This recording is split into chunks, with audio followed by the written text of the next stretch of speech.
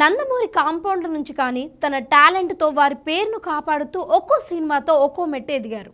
Star హీరోగా కొనసాగుతున్న ఆయన రాజమౌళి దర్శకత్వంలో వచ్చిన త్రిపురాల్ సినిమాతో గ్లోబల్ స్టార్గా మారిపోయారు.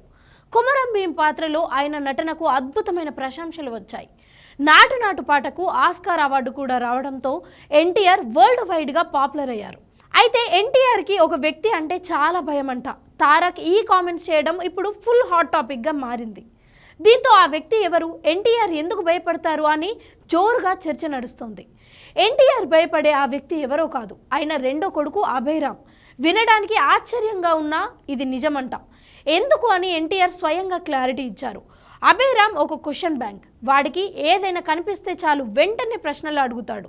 దాదాపు అడిగిన వాటి అన్నింటికీ ఓపిక్గా ఆన్సర్ చెప్తాను, కానీ ఒక్కోసారి వాడేం అడుగుతాడో అని భయపడతాను. అందుకే కనిపించకుండా పారిపోతానంటూ సరదాగా చెప్పుకొచ్చారు.